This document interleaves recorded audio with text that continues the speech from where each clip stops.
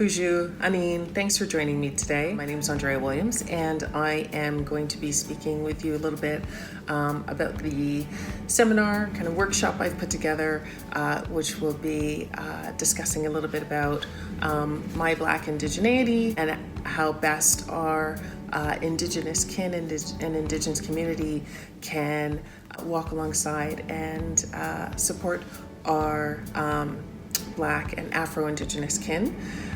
You'll have to excuse me a little bit. This is a fairly new format for me, but I'm really excited to speak to you all who've joined in and wanted to participate.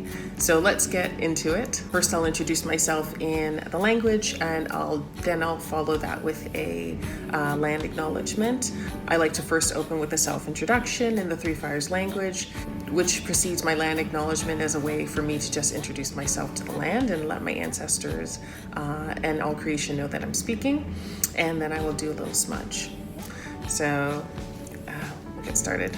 Bonjour, Anine, Gakinawea, Andréa, Indigenakaas, Minginkwe Indigo, Toronton Dunjabam, Ikanokdodan, Nikichinendam, Mayaya, Nikichinendam, Wabminigog, Nij Nidiawak, Benujik, Madi Minwa, on Tennessee, Shinakazwag, and Benuji and Samak, Ikinuaget and Dao, Indapatanem Makade Anishinaabe Kwe.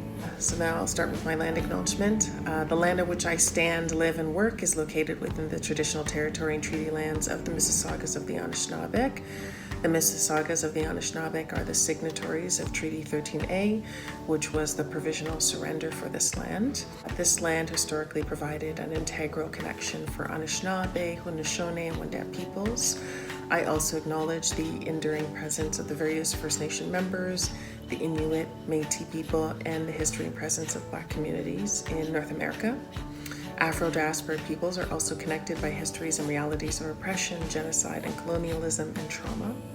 I acknowledge the connection of Black Canadian history with the violence faced by Indigenous communities on Turtle Island since contact. We are guests here, and as such, it is our shared obligation to respect, honor, and sustain this land. So now I will start with a smudge, and I'll be using some sage that was gifted to me by earthworkers here in Toronto.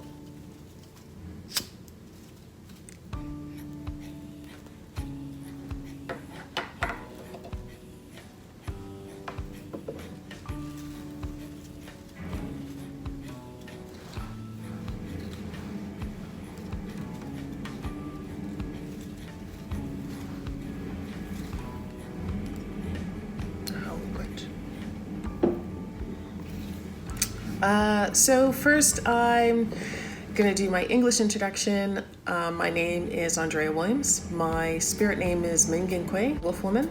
My pronouns are she and her, and I am a proud Black Indigenous woman.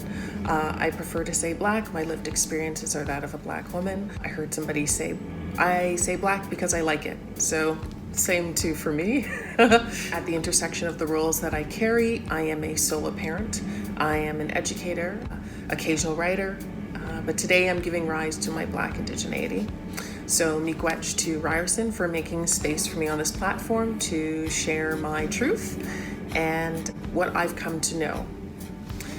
So what I do with all of the gatherings or opportunities I've been gifted to speak publicly is I share that I have a social anxiety. So this is just a matter of self-care for me to openly name it and do what I can to challenge myself to work with my fears. So excuse any fidgeting, shaking, also me looking down, reading from my notes, because my anxiety often causes me to want to rush through my words. So my notes are just a way for me to say everything that I intended to. So my appointment in this workshop at the seminar that you've all decided to participate in, which I'm extremely grateful for, was just to invite you all to reflect on the current events, what's been happening right now around the global events, what's been happening right here, even in our own backyards of Toronto, and just reflect on this country's legacy of racism and oppression, and the importance of not repeating history and to intentionally address the urgency to lift up our Black and Indigenous voices. And in your reflection on this country's history and the continued genocide and the erasure of our peoples, to also be aware of what your actions or your inactions mean for the future. So that last part was actually a quote from someone who I follow quite closely and who I admire, Larissa Crawford. So what I wanted to speak a little bit about and give us opportunities for reflection this today is I was going to offer up, I wasn't really entirely sure how to do this, but I'm going to open by offering up an experience that I had that illustrated anti-blackness, racism, a little bit of divisiveness between Black and Indigenous peoples, and what that looked like for me as someone who is a Black woman, who is Black presenting, but also sits within the Indigenous community. Last year, I attended the Nami Res Powwow, which is a powwow I go to annually. It holds great significance for me because my father worked quite closely and extensively with Nami Res before he passed. So continuing to be involved in community and going to events that Nami Res hosts, like the powwow, it means a great deal to me. So an Indigenous creator, artist, had a booth set up, and I had voiced what it would look like if he had wanted to move toward including women who look like me on his merchandise.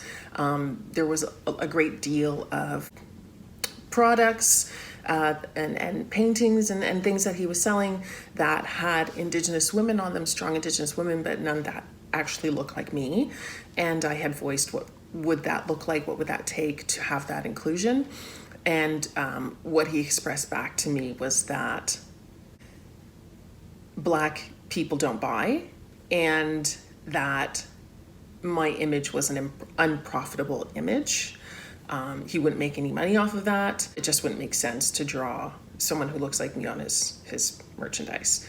And my heart sank. I was shocked that he said that so openly, but also that he carried this idea that what I look like wasn't marketable, wasn't something that people would be into.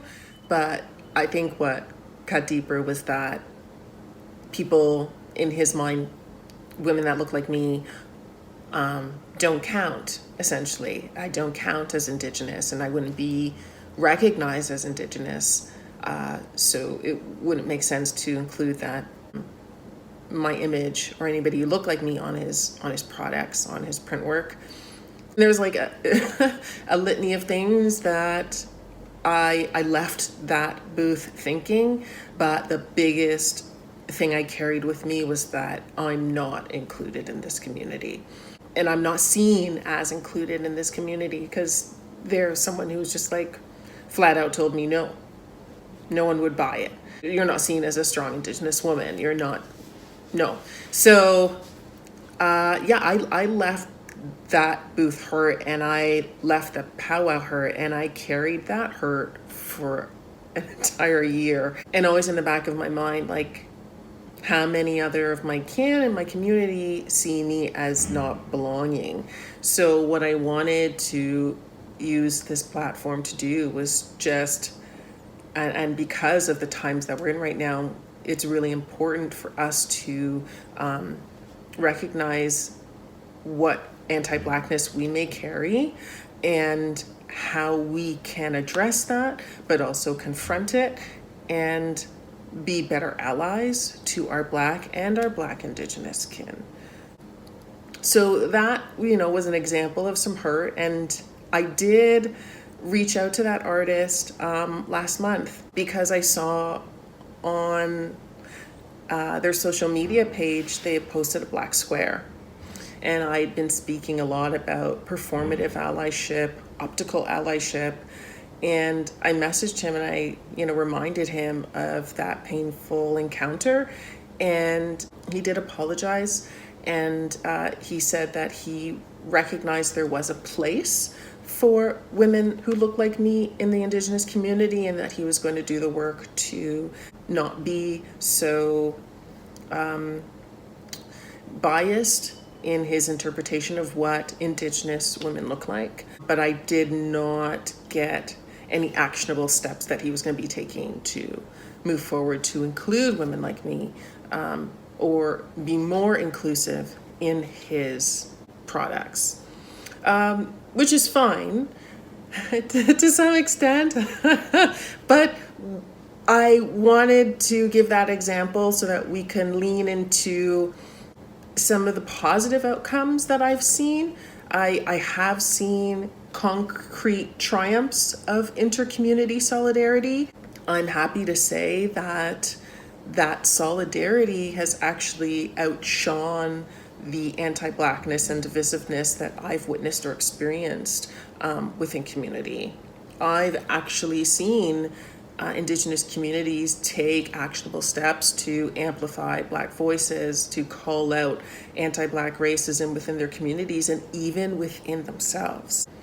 And because of our shared oppression, because of our shared trauma, because of our shared calls for justice, Black liberation and Indigenous sovereignty go hand in hand. The most endearing show of intercommunity solidarity that I've witnessed was actually through work, people's artwork, through people's forms of expression. Indigenous content creators have made space for Black and Black Indigenous kin. So despite that harmful experience, I have continued to see beadwork, paintings, print work become vessels for our shared resistance. And I saw my communities use their gifts to create traditional and contemporary expressions that represent allyship and solidarity for Black and Indigenous relatives. And for me, this was really powerful, and it was deeply personal, because I know what that form of expression does to validate people who look like me, and how much that can uplift people who look like me who sit within the Indigenous community. And I know that that process is extensive in itself. So to create something that speaks to your spirit, but to do it in such a way where you're offering healing medicine for somebody else, it's really powerful. It's really powerful medicine. So I just wanted to give rise to the gifts that have been offered to me.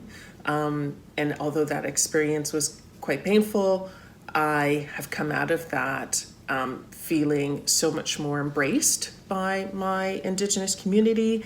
So some of the ways in which that's been done through the creative process was I've been gifted this copper neck piece, which was crafted by Kai Sodstrom, and she just had me in mind as soon as she started making it, and it came at the perfect time. It came in the midst of all of the secondhand trauma of what's been going on across the globe, and the violence against Black bodies, and she crafted this copper neck piece for me.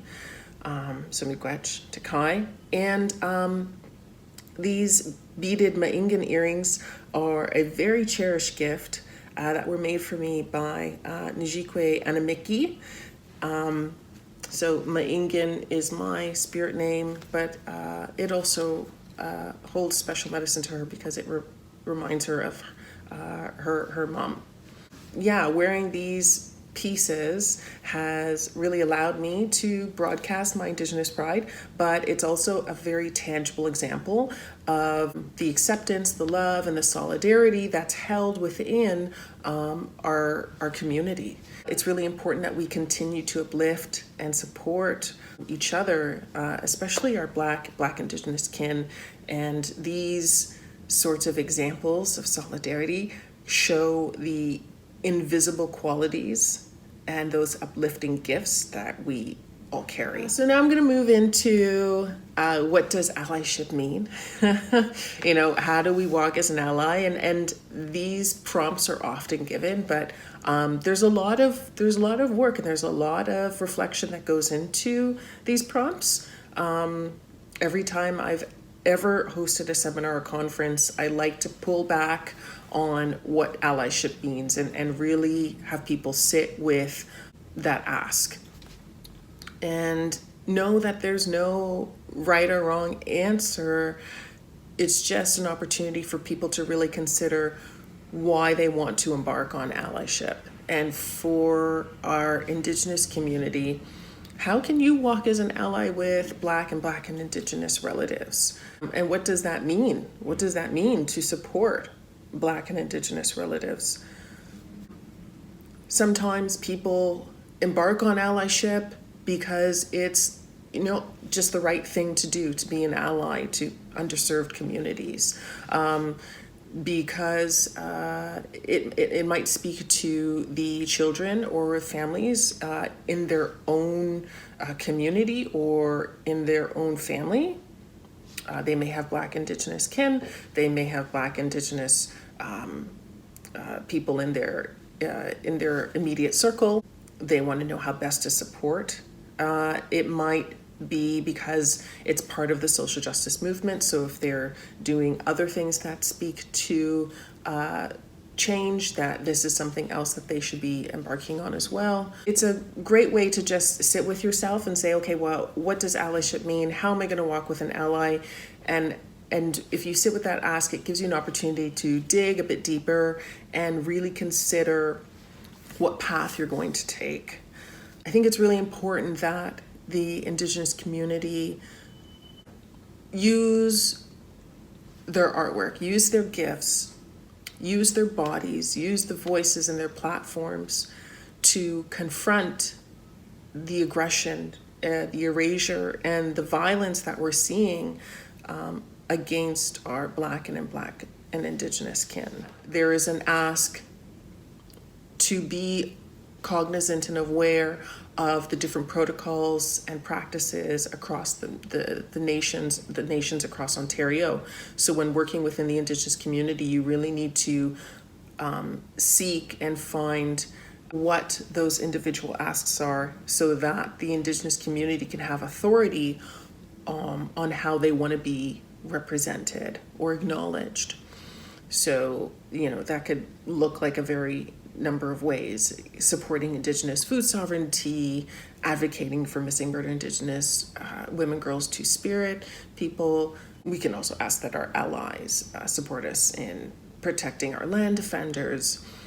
But I find that within the Black and Indigenous community, there's a larger body saying that we're tired, that we're exhausted, and there's this globally felt fatigue when it comes to advocating for the safety and dignity of our bodies. And especially when there's research, studies, findings, lived experiences, and anecdotes that say how to best support us, we're saying, at this point, there's a really big need and a great ask to move from allyship to accomplice.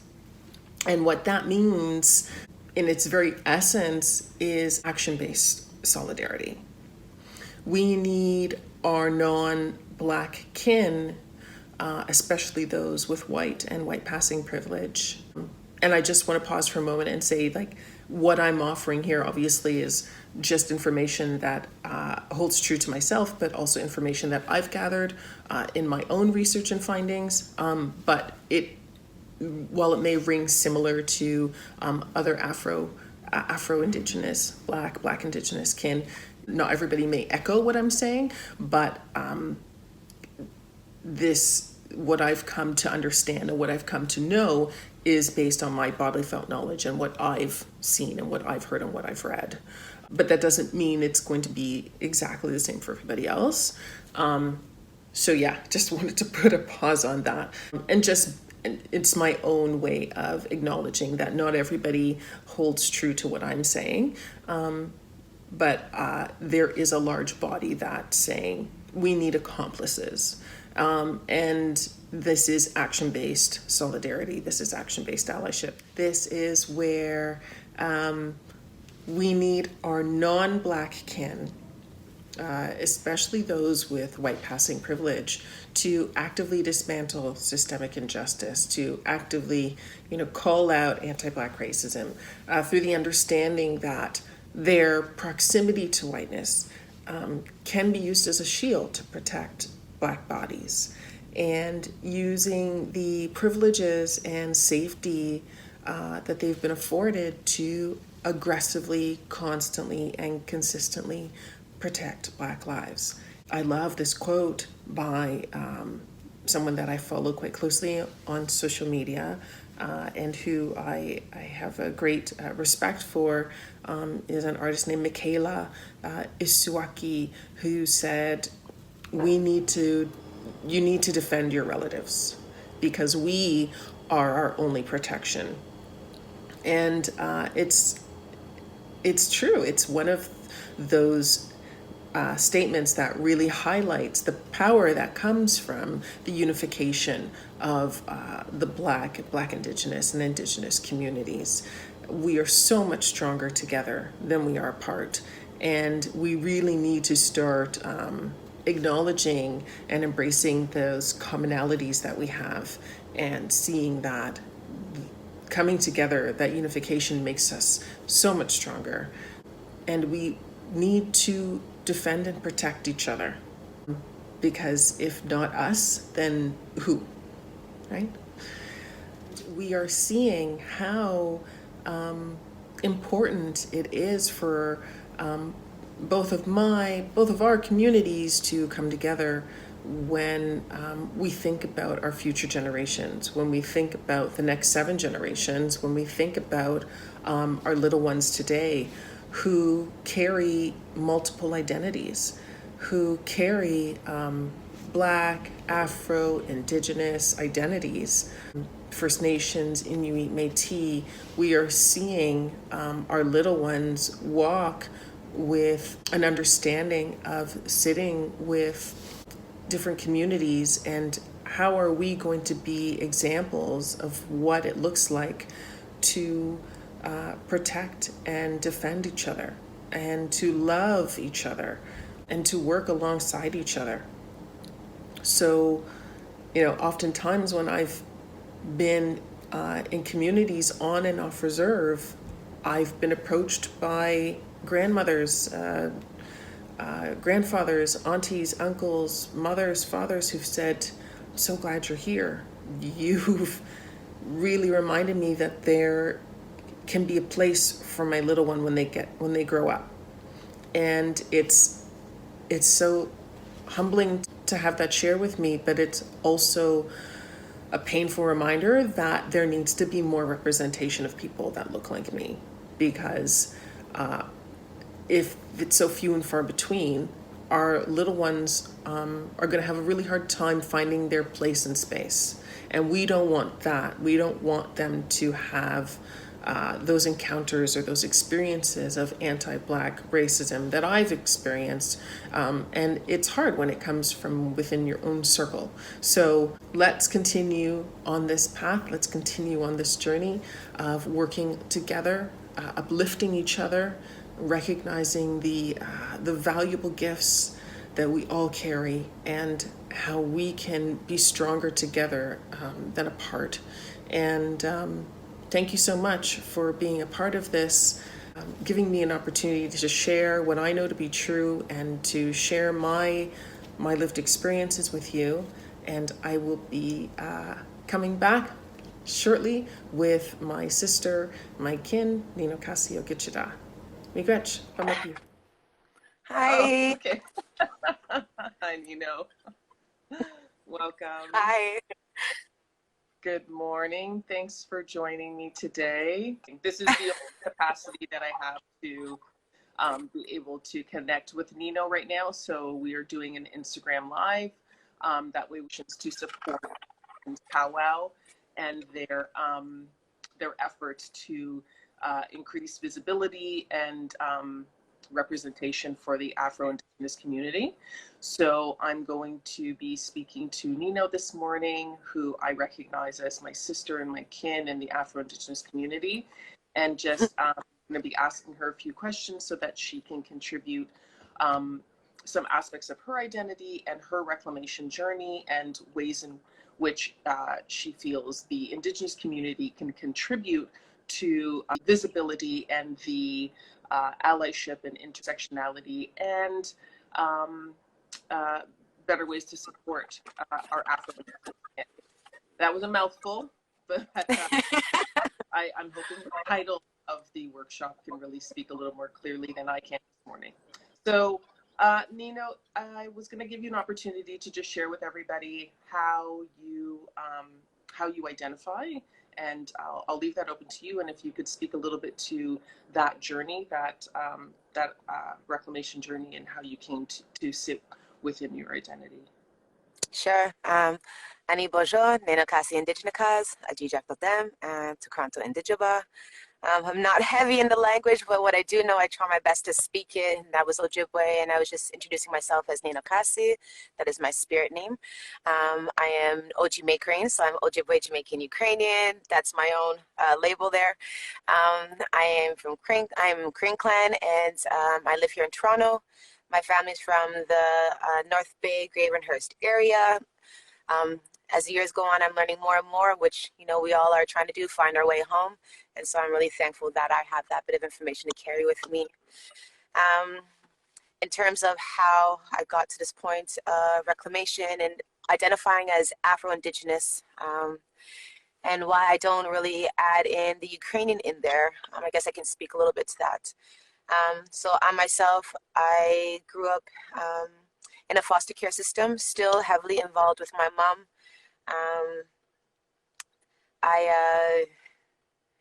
I grew up with family, predominantly Black family from my dad's side. I have quite an assortment of brothers and sisters.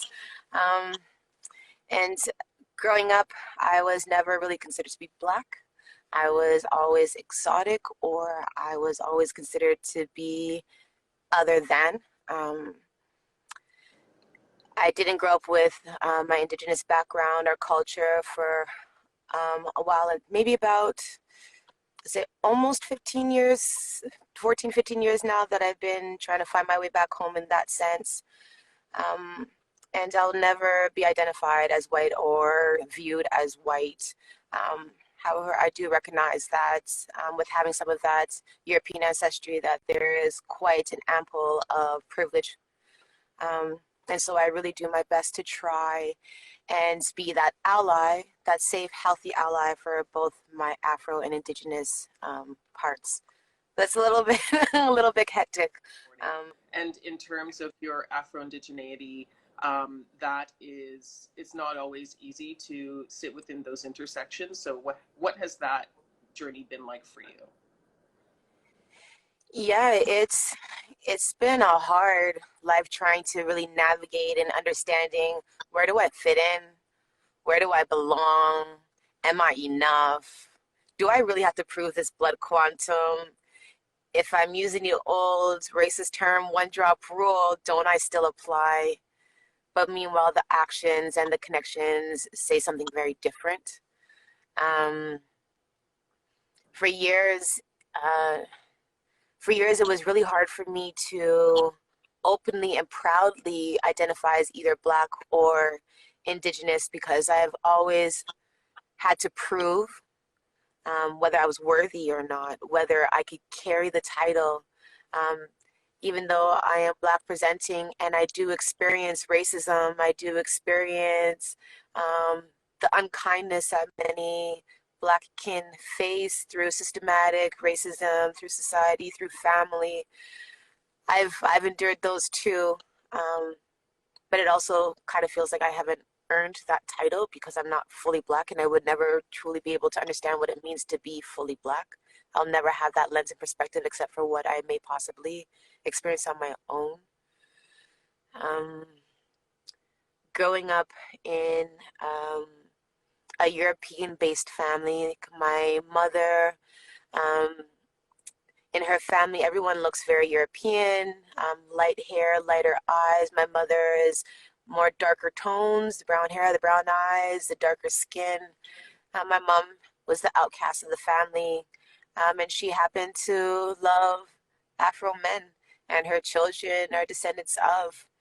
And growing up in that family setting, outside of my nanny, my mother's mom, who was love, everyone else found a way to really make us feel like we didn't belong. Um, Whether it be that we had to go through my aunt's house and walk on plastic and go straight into the backyard, whether it was sun, snow, rain, I had to stay there. That was my place in space. I wasn't allowed to be inside the home. Um, when I've experienced like an aunt bathing me, and I do an art demonstration that has this highlighted in all this. What I'm talking about, there's an art demonstration that I can maybe explain a little bit later. But my aunt would bathe me, and I remember scrubbing my skin really, really hard, and it would bleed. And I would cry and, I'd beg her to stop and then ask her why. And her response was, and I'm sorry for the word, but if a child had to hear it, I needed everybody to really understand the magnitude. But she would say that she was washing all the off. And that was something that I consistently experienced, or like, and that side of the family, they would constantly hide things in my hair. I had this cute little afro, and it was always in a ponytail. I had like these sun rays, all the little ends of your hair would just stick out. I called them my sun rays, but they would stick things in my hair and hide things in my hair. Like a cousin of mine, he would steal things from my grandma or grandpa, and he would hide them in my hair, and then they'd be found intentionally, and I would suffer the consequences for that. Um, and that side of the family, I was never viewed as anything. I wasn't viewed as human. I was viewed as a spawn of my mother, who was a wild black sheep of the family.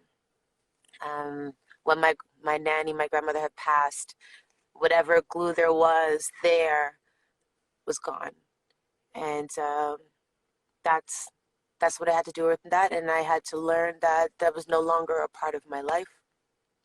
Um, and for my dad's side of the family, the West Indian side of my family, um, growing up being the only biracial one out of fully black um, kin, I was also an outsider. I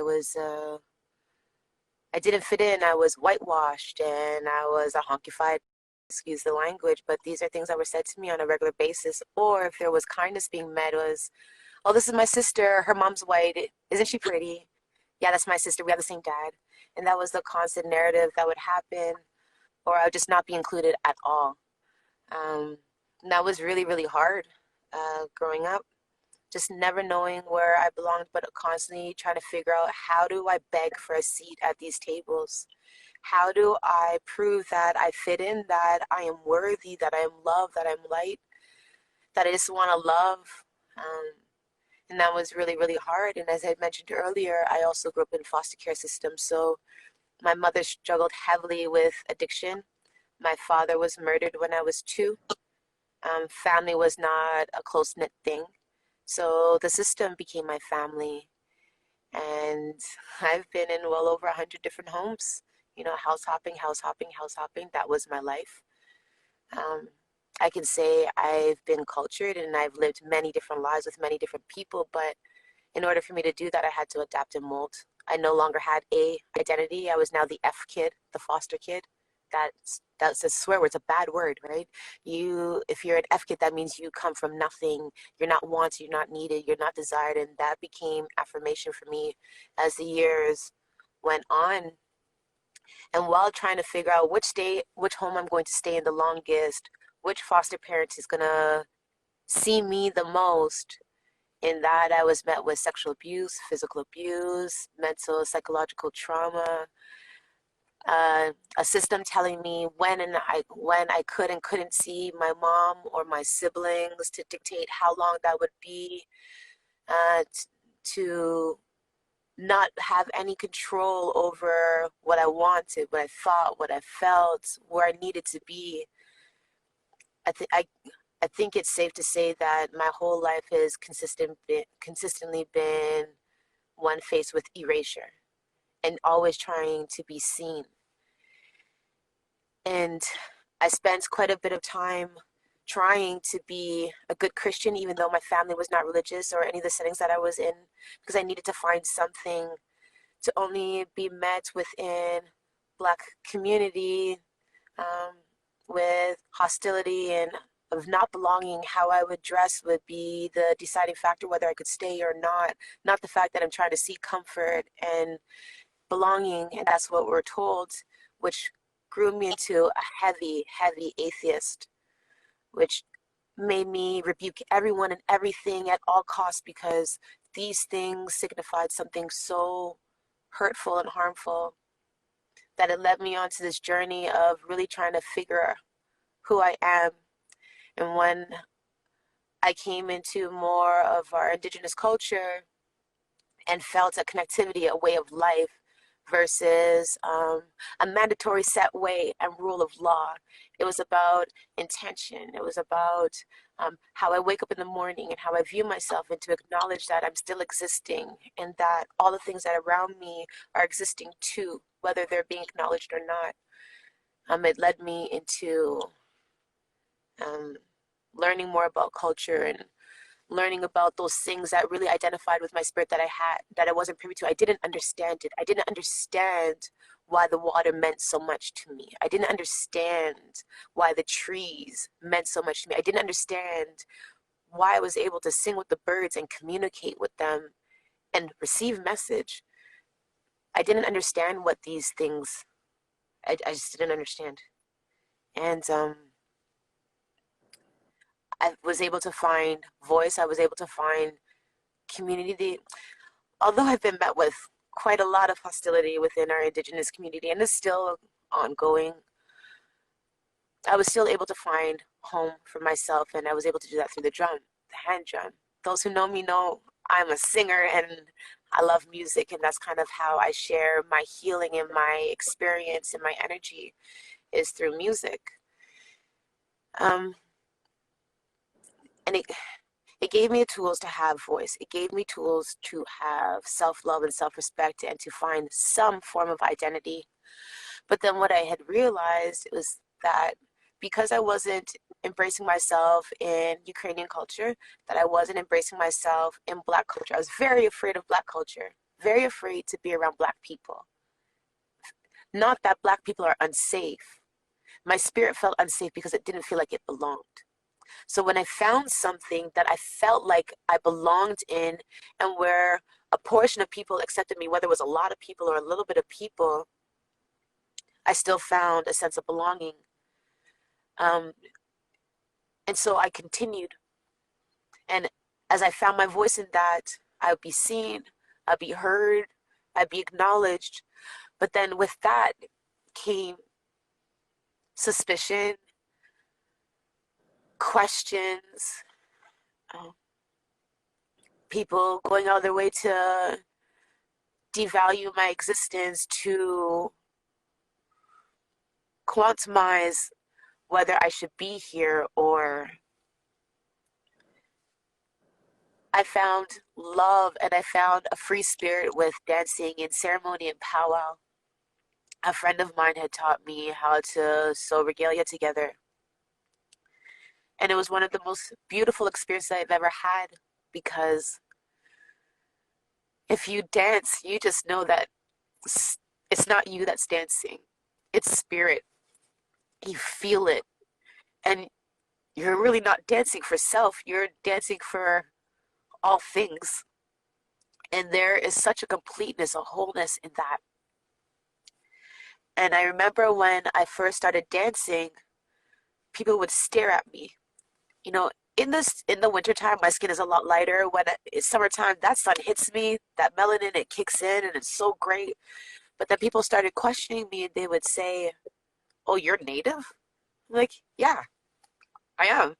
And then they would say, "Where or how?" And I would feel so offended, and then I would have to think of really little quirky things to say so that it just felt like water off my back. I would say, "Oh well, my left baby pink toe is native."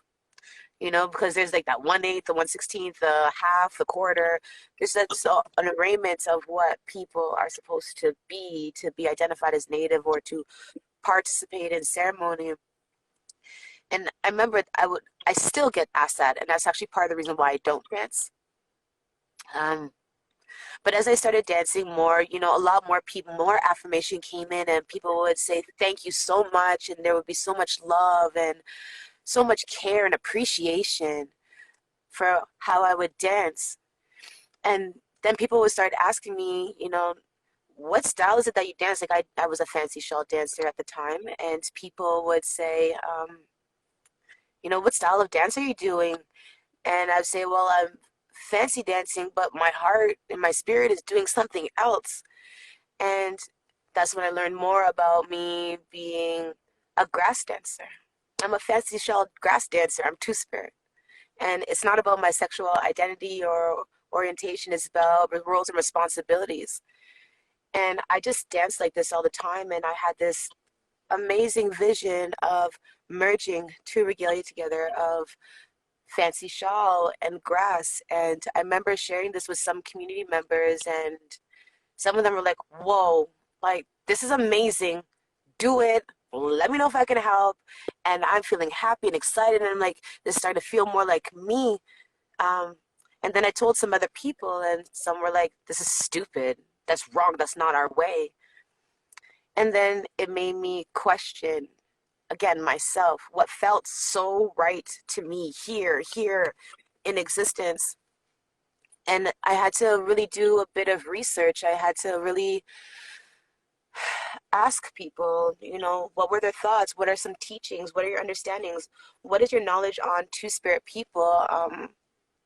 What does ceremony look like? Where did powwow begin? How did that ceremony begin? Who was allowed? What did it stand for? And all these questions, they made me learn things like, powwow ceremony was a way of honoring community. It was a way of honoring those who came back from war. It was a way of honoring those who couldn't do the ceremony. Um, and it was usually the men that danced. And then there was understanding that women wanted to dance too because they were acknowledged as warriors. So they danced men's dances, and then women's dances came about, and it kept evolving. And there's so many different stories of how that develops. But then I'm like, okay, well, what I'm hearing is that ceremony is rooted in intention, but as the times evolve, so do these practices, so do these traditions, but they stay rooted in where they originated from. And so learning that information, that would be my argument. It was never a statement because people would argue with me of what was right and what was wrong. And just at this point, I didn't care what other people had to say, because up until this point, all people have done was devalue my intellect, my knowing, my experience. And if there are people out there that believe in me, that reiterate my spirit and the roles and responsibilities that my spirit has as a human being, not even just with being Anishinaabe, but as a person in the way that I walk in life, it's so important for us to share that. And then when we talk about so many of our indigenous community being displaced, 60 scoop, um, millennial scoop,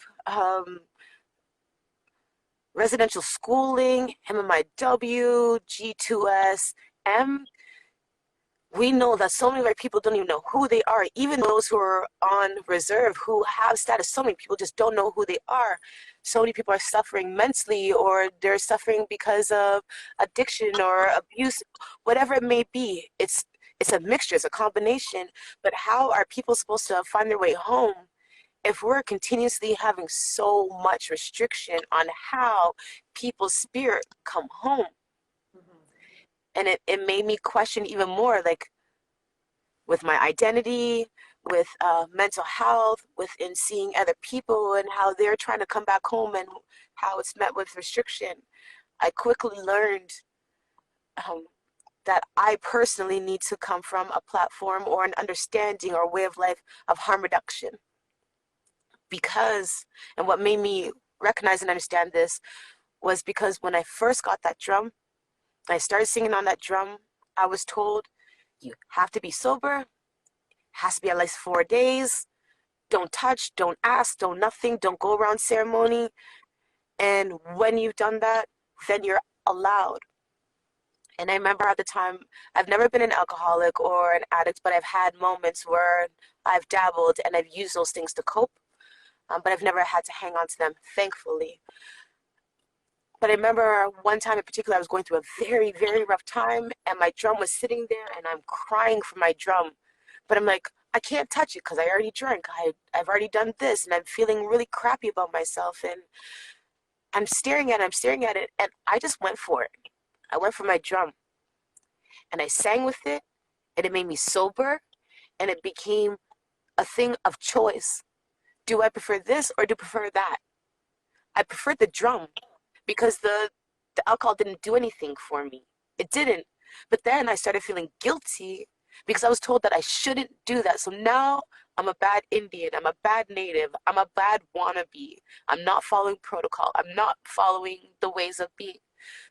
But if we understand how powwow journeys have gone and how it's evolved, shouldn't we have capacity for those who are still trying to find their way?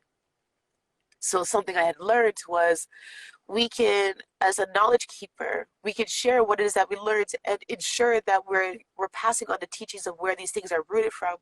But to strongly say, in my experience, in my understanding, in my way of going through, I have learned. And there have been many people who also practice and follow these things. These are people who have been able to heal and to come into ceremony or to come into these ways of life. If they hadn't have made that step while they're going through that particular state, they never would have made it home at all on any level. They would not know that there's something to come back to when they choose to leave again. I remember when I was first going on my dancing journey, I had asked a community elder. This person is heavily respected, and I had so much respect for this person. That's why I went to them. I offered the tobacco, and I said, I really, really want to dance. Teach me. Because you're supposed to ask. And I was always told that you go to an elder. At the time, I didn't know I can go to a fellow community member or a fellow dancer. I was always told, ask an elder, offer sema and ask an elder. And this elder said to me, before you do anything at all, you need to go on a fasting journey and you need to do it on your moon time for the whole entire time. And when you're done that, come back to me. I was so excited. I'm ready. And my moon time came. And for me at the time, it lasted 7 days. That's a long time. And at the time, I was a chef and I couldn't be out in the bush. I couldn't do that ceremony that way. So, I'm cooking and I'm smelling things and I'm smelling. Hopefully, I can taste through the vapors that are coming in. It was a really hard time, but I really fought through it. There were times when I didn't feel like I was going to make it, but I did. It was so important. It just so happened that my moon time had ended. It was a Thursday night. There was community social going on, and I just so happened to see this elder there, and I'm so excited. I'm like, guess what? I'm done, and I'm 10. I'm like, I feel this, and I'm ready to go on. And they just looked at me, and they're like, you actually did that? I was like, yeah, and they're like, you're stupid. I just started to cry. I didn't understand, but at that time, she was just sending me on a wild goose chase. She actually wasn't intending to give me any helpful information. She just wanted to see that I would do what she'd say. And I wanted nothing to do with it at all. And when I went to other community members to express it to them, they said, oh, yeah, that's her ways. That's just how she is. I said, yeah, but that's not okay. That's not right. And so I end up, someone said, just go to a dancer, go talk to a dancer. They are the best ones to teach you. Talk to the person who actually carries that ceremony. You can't ask someone who doesn't carry that ceremony for those ceremonial teachings. I was like, oh. So then I was met with community members who were so excited and so eager to teach me because they also knew little Afro Indigenous babies. They saw me as somebody that needed that too. Although I'm not an infant or a child, I still needed that nurture and care. And so people did support me around that. Um, it's really hard navigating sitting with two sides that are severely oppressed, severely marginalized. It's hard to watch Oppression Olympics. It's hard to endure all of the pain that each side feels. It's hard to endure that times two while trying to preserve and to project that your resistance times two. It's such a tough hat to carry because you're expected to mind each side. You're to empathize, to speak on behalf of, to support, but then to never be checked in on, to never be supported and say, well, hey, our Afro Indigenous kin, our connection, our connection to understanding that we are no different, that the system has been designed to do the exact same thing to each other.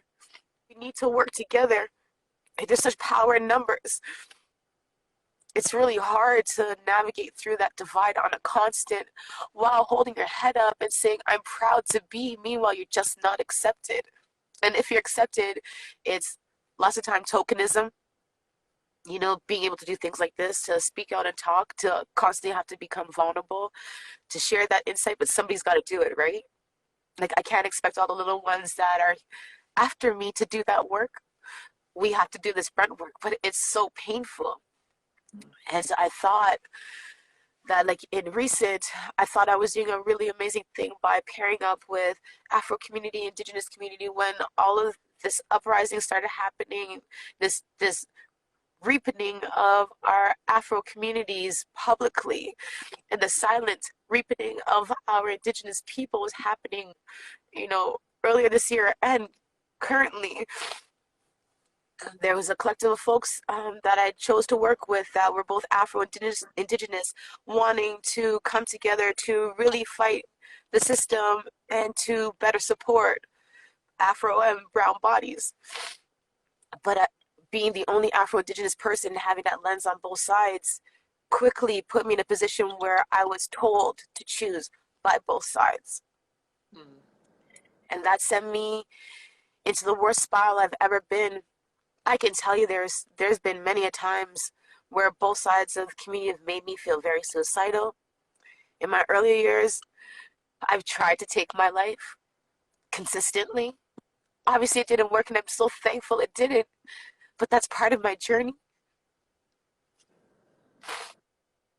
And in recent, I had to realize that I actually don't need a seat on the Afro table, nor do I need a seat on the Indigenous table, because I'm so amazing as I am, and I have my own table. And there's so many beautiful people that are welcome to sit at that table. And I'm also open to invites at sitting at other tables. But I never, never, ever have to beg. And I'm 38 years old, and it took me 38 years for me to understand that I am so amazing on my own, and I don't need the validation of people who don't see me for me. I really believe that we need to stop gatekeeping people's spirits and where their spirits are destined to go. We say that Creator has chosen a path for us, and our ancestors and spirit guide us. So who are we at this present borrowed time of life to dictate how other people should be or how they should go? I think we need to be a little kinder, a little more compassionate, and understanding that everybody has different needs or need to be met at different times, in different places, in different ways. To constantly tell people that they're loved and that they're needed, that they're wanted. Our little ones are so smart, especially this generation of little ones that we have. They're so smart. They see things, they hear things, they know things. Do we need for them to continue to fight that our ancestors did, whether it be 100, 200, 300 years ago, civil rights times, last year, this year? Do they need to endure all of that pain? If I'm experiencing so much pain, why do I want to pass that down to the ones that are younger than me? So as much as this is triggering for me or is traumatizing for me, or I know that I went through this journey, this life to give this lens, this perspective in a way that somebody else just couldn't. How I present is how I present. How I walk is how I walk. And that is what I should be judged by. And I shouldn't even be judged for that. I should just be acknowledged that this person is existing. And just because I don't fully fit on either side doesn't mean that I don't deserve or I don't belong. I'm just actually really privileged to be able to dip and dabble all around the place. And I would love to share that with people. Like, that's my privilege.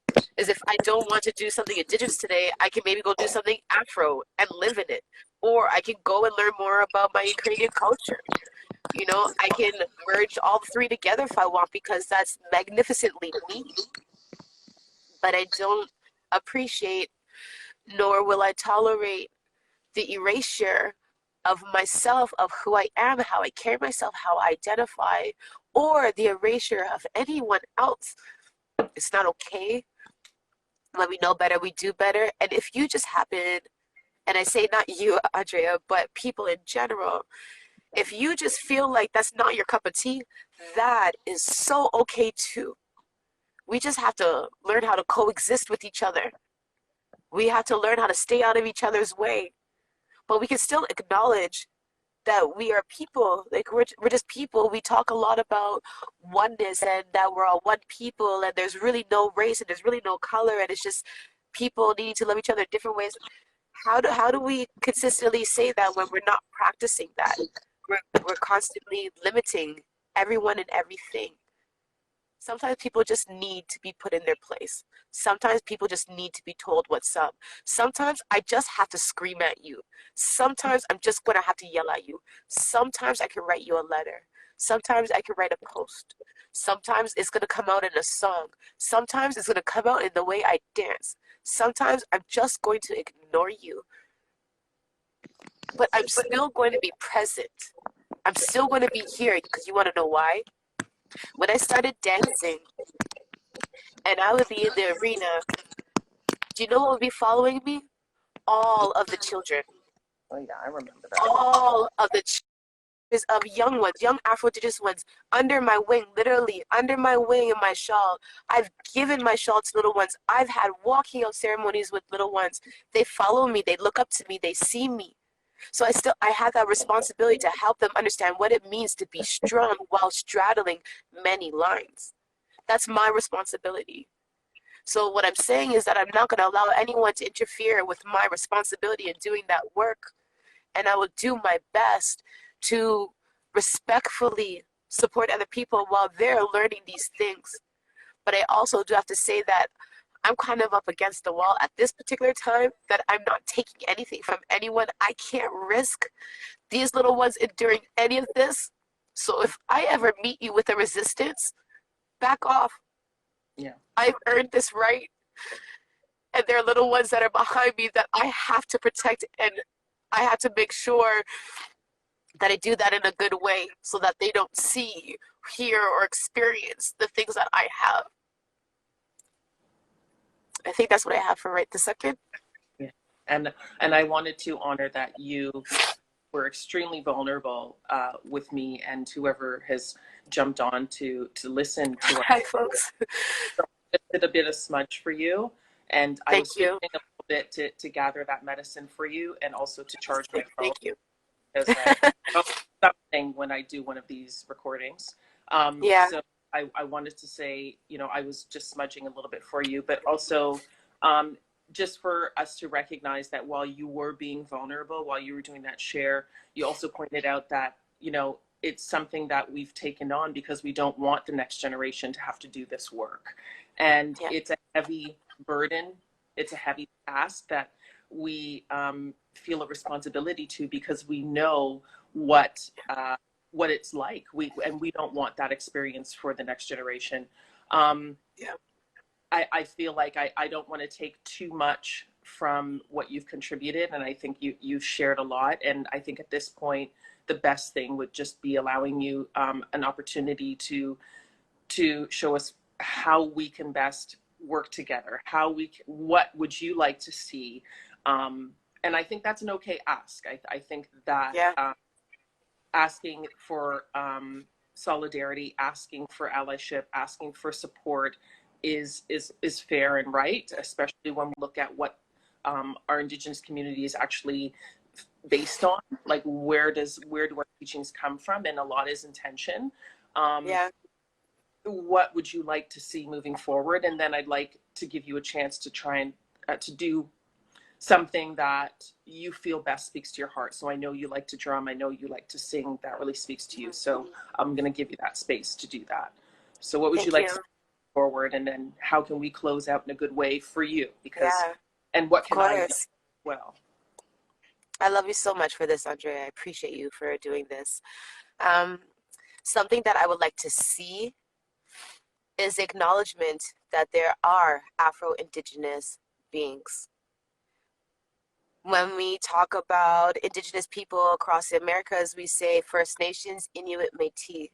Mm-hmm.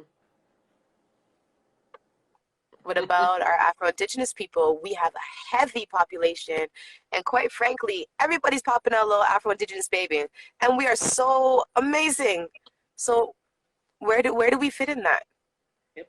Are are we considered to be Afro-Indigenous? Is that the name that we're coming up? Is that our label? Like, I would love to see also specifically Afro-Indigenous people come together and have those conversations to define how we determine self-governance, what that looks like, how we should be addressed, how we should be acknowledged, how we should be supported. I don't think I have all the answers. I'm very limited. Um, I don't feel like I have enough teachings except for life experience, that we just need to practice a little more kindness.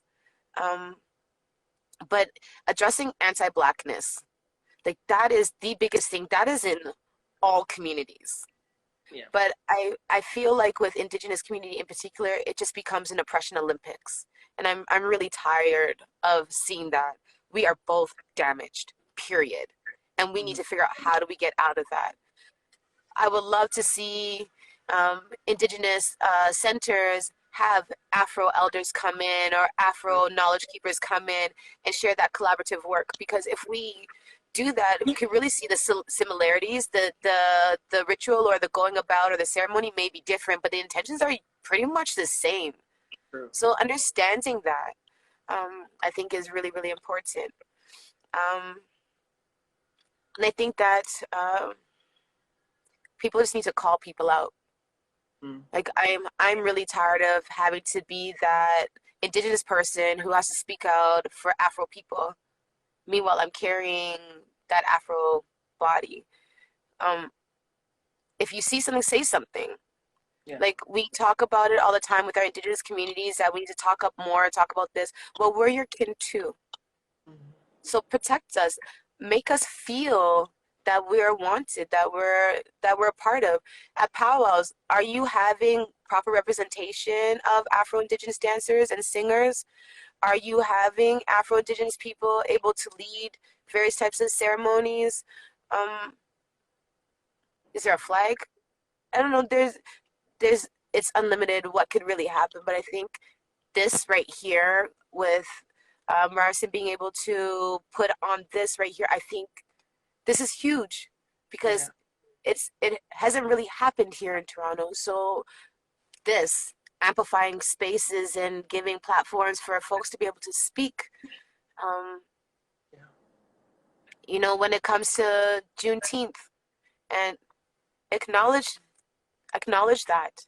Yeah. Acknowledge that so many of our kin, our Afro kin that came from south of the border, came to seek refuge here and never found it. Mm. When do we have our own Juneteenth alongside Indigenous Peoples Day? When Mm. when do we have that bonded together? That it's just a given that that's what we're doing without minimizing each other. Is it one day, one the other day? Is it that we have one is on the Friday, collaboration on the Saturday, and acknowledgement for Indigenous on the Sunday? Because that's kind of what happens this year. And some of the things that I personally was doing in my own ceremony. Um, those things are really important. And believe people, believe me in what I'm saying. This is my experience. Yeah. It's valid and it's real. Don't minimize it. Oh, well, I can understand. No, you cannot, because you're not me. Period.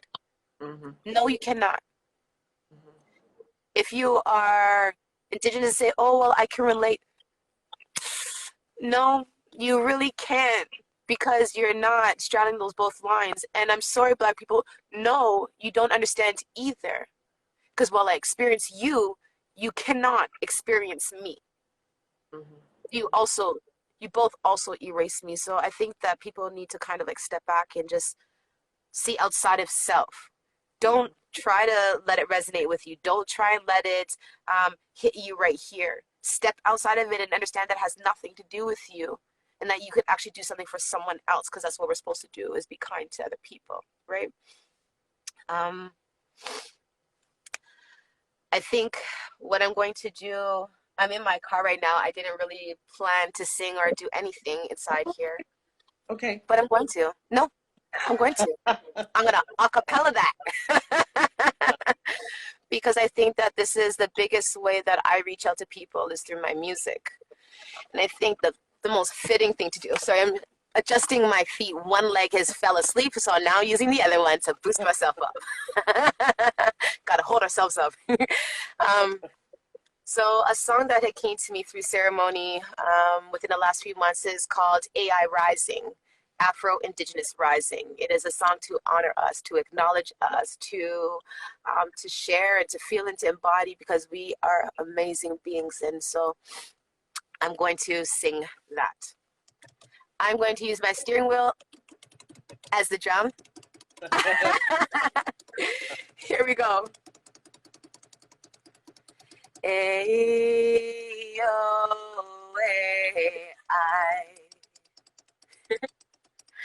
A-O-A-I.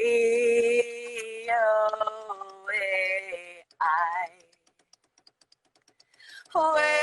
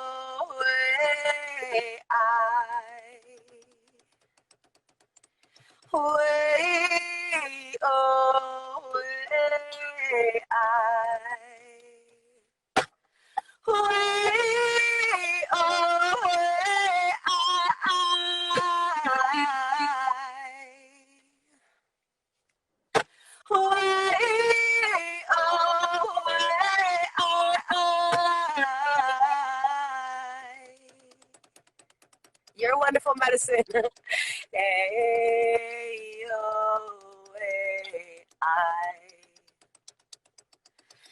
A-O-A-I.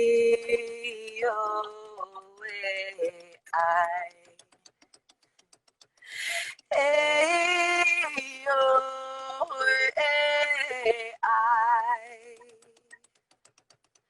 Way-O-A-I.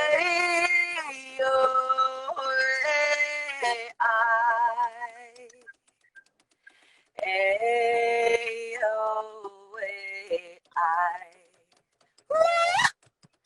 A-O-A-I.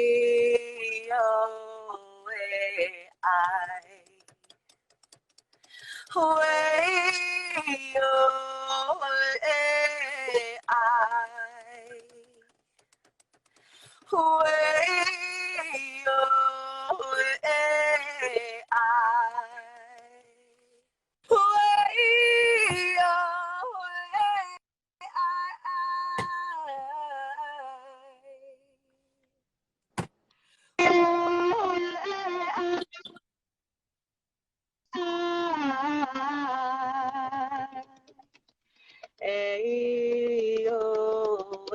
Way-O-A-I.